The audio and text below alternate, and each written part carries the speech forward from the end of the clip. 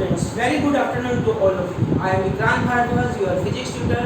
और आज हम डिस्कस करेंगे बेटा कैपेसिटेंस में नेक्स्ट टॉपिक। इसमें हम डिस्कस करेंगे बेटा capacity of A parallel plate capacitance while introducing A conducting slab and while introducing ए। पहले वन बाय वन डिस्कस करते हैं। Let us start.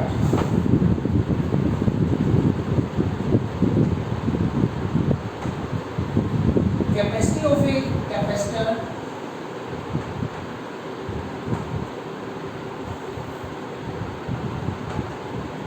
while introducing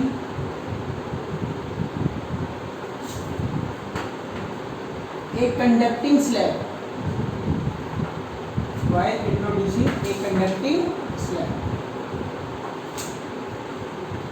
दोनों ही टॉपिक बेटा आपस में इंटर रिलेटेड है और लगभग जो प्रोसीजर है इनके डेरिवेशन का वो भी क्या है, लगभग सेम है। तो हम अच्छे से कंसंट्रेट करते हैं एक पे तो दूसरे में भी इजीनेस है। यहाँ पे बेटा मैंने एक ये पैरेलल प्लेट कैपेसिटर कंसीडर किया। This is the positive charge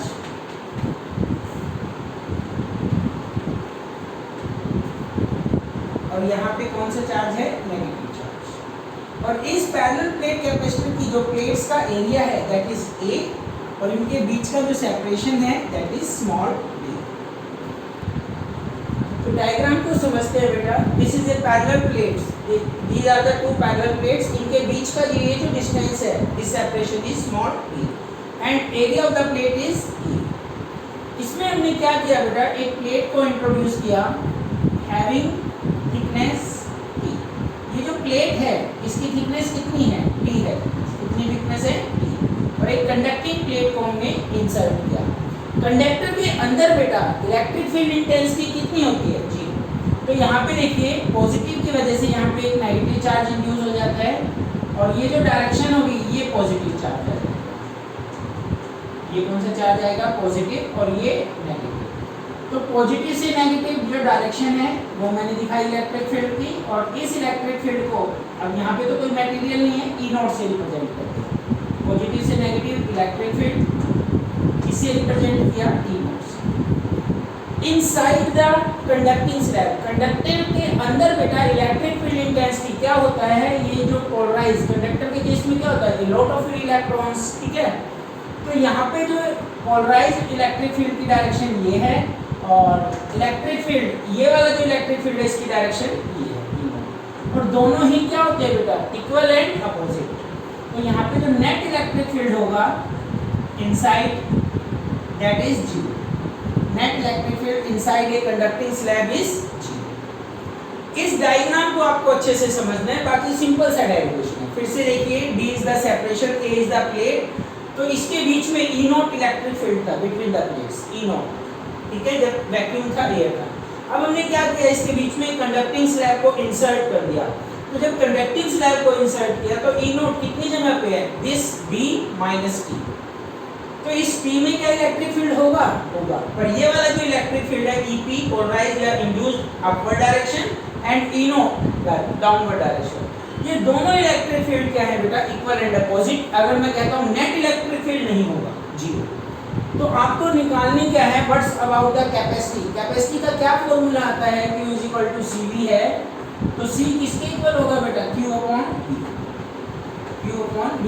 V की वैल्यू हम इस आर्टिकल में पुट करेंगे। किसकी वैल्यू पुट करेंगे, V, potential. Let us consider V E electric field into B। ये होता है बेटा फॉर्मूला, बेसिक फॉर्मूला। तो ये जो पोटेंशियल है, इलेक्ट्रिक फील्ड कहाँ एप्लीकेबल है, इस रीजन में और इस रीजन में। Means E not electric field जो हमारी एप्लीकेबल है वो किस रीजन में है, only applicable for D minus T. E not यहाँ पे और यहाँ पे, तो इस एरिया को क्या कहेंगे, डी माइनस टी। ये जो V की वैल्यू है बेटा इसमें पुट करेंगे, आंसर आ जाएगा। तो यहाँ पे देखिए V किसके इक्वल है, ई नॉट को कह सकता हूँ बिटवीन द प्लेट्स, हमने डिस्कस किया था, sigma upon epsilon not D minus T. Sigma surface charge density, sigma surface charge density क्या फॉर्मूला होगा, चार्ज पर यूनिट एरिया। तो सिग्मा की जगह लिखा मैंने Q by A epsilon naught D minus T. ये जो वैल्यू है, this value of potential put in equation first. put this value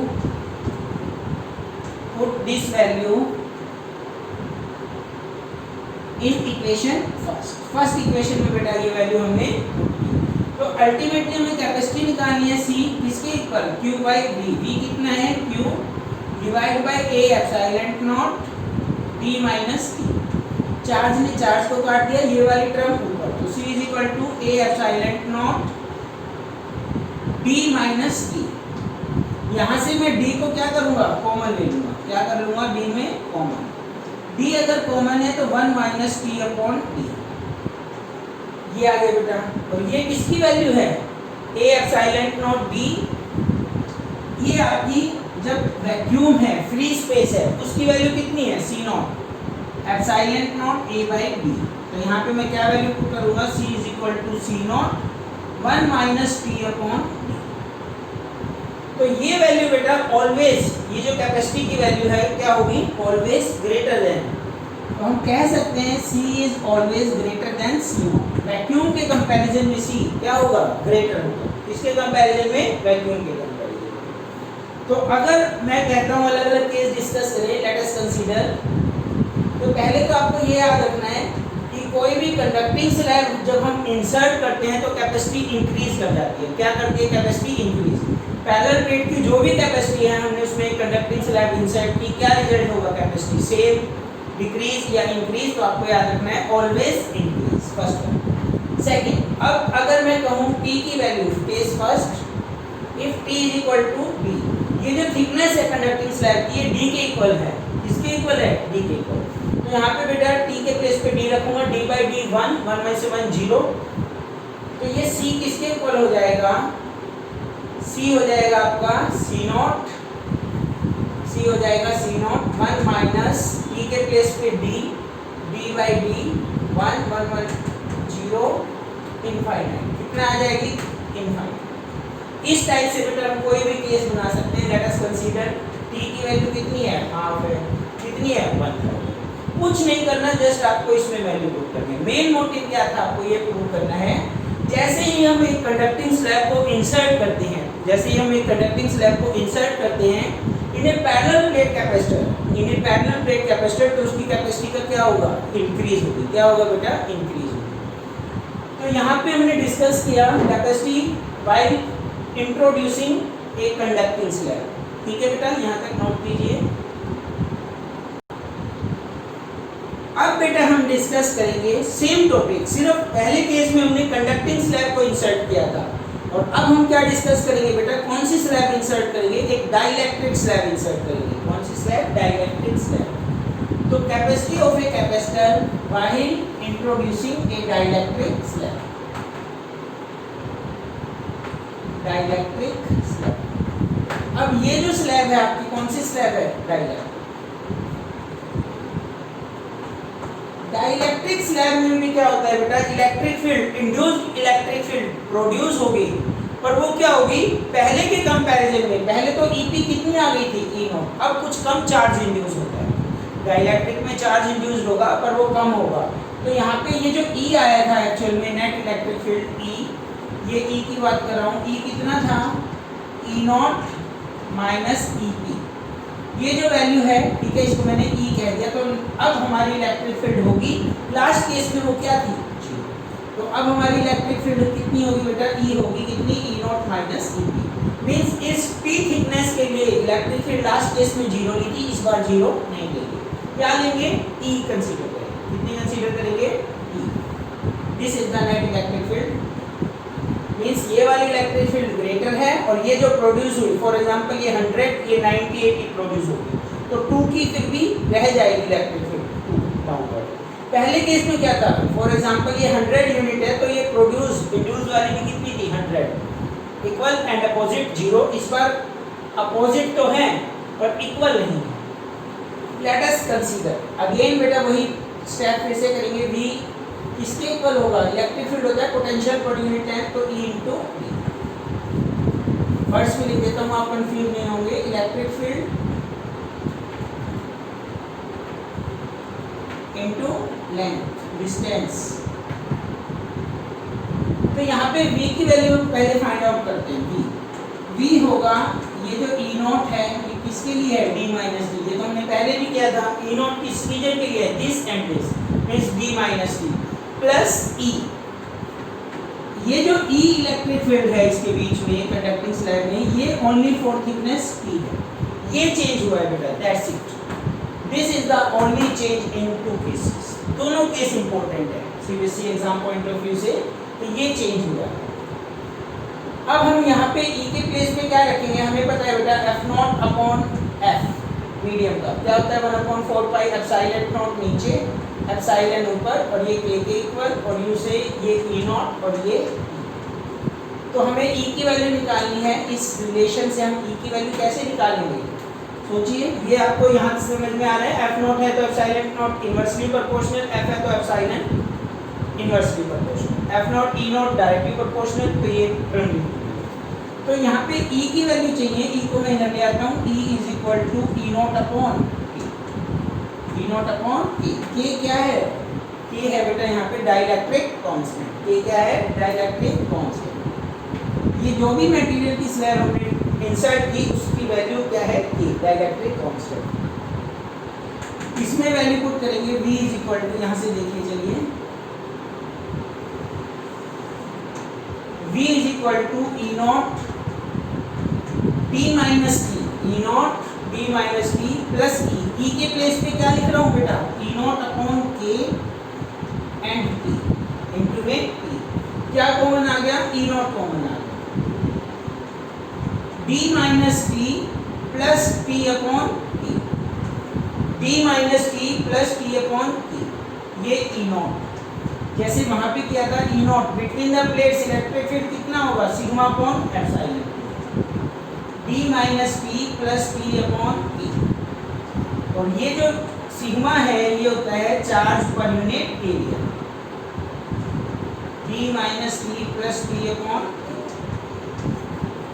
अब ये वैल्यू बेटा v की इक्वेशन 1 में पुट करेंगे। कहाँ पे पुट करेंगे, put this value in equation first. कहाँ पे पुट करेंगे ये वैल्यू, v की इन इक्वेशन फर्स्ट।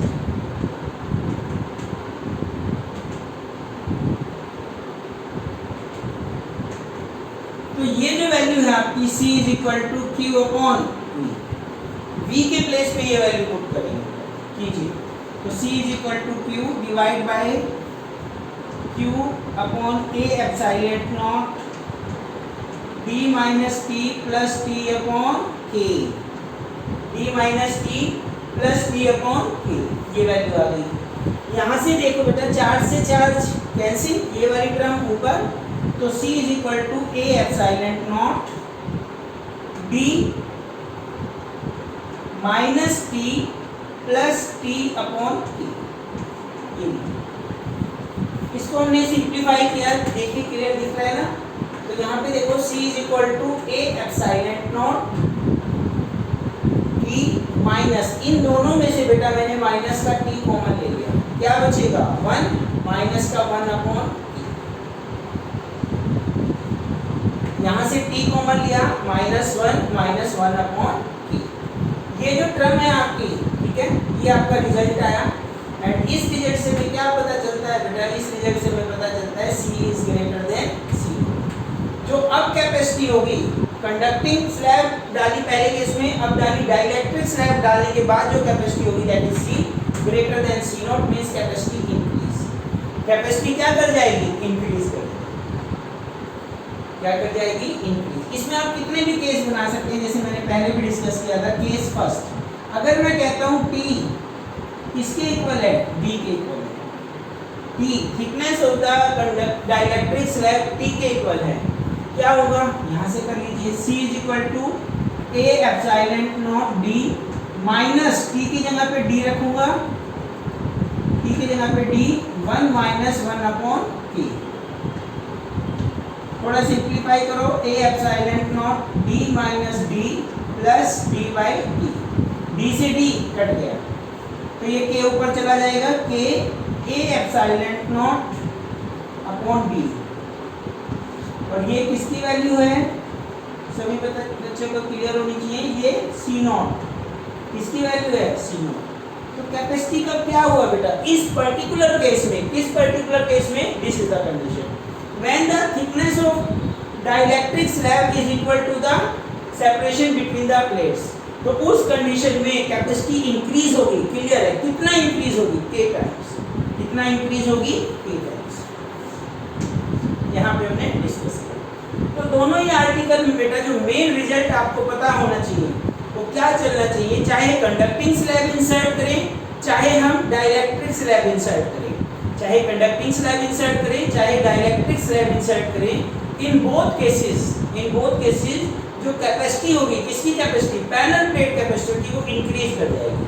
अब कितना इंक्रीज करेगी बेटा, ये वैल्यू आपकी समझ पा रहे हैं इस फॉर्मूले से, कितना इंक्रीज करेगी ये T पे भी डिपेंड करती है, K पे भी डिपेंड करती है कि K की वैल्यू कितनी है, thickness of the conducting slab, dielectric slab कितनी है। वो सिंपल, जैसे मैंने आपको ये केस बताया, तो अगर आपसे कहा जाता है T = D/2, तो सिंपल मैथ 8-9 क्लास के अकॉर्डिंग आप यहाँ पे क्या रख दोगे, D/2, D/3 कहा जाता है तो T की जगह क्या रख दोगे, D/3। उन रिजल्ट्स को क्रैक नहीं करना बेटा, रट्टा नहीं मारना, ठीक है। जैसे मैंने एक सोल्व करके दिखाया, आप प्रैक्टिस कीजिए। एक बार इसकी वैल्यू T = हाफ रख लो, हाफ D, और एक रख दो 1/3, तो दोनों केस में आप कैलकुलेट करके देख सकते हैं, ठीक है बेटा। आज हमने डिस्कस किया पैरेलल प्लेट की कैपेसिटी पे क्या इफेक्ट पड़ेगा जब कोई भी हम स्लैब इंसर्ट करते हैं, आइदर कंडक्टिंग और dielectric. Thank you very much, have a nice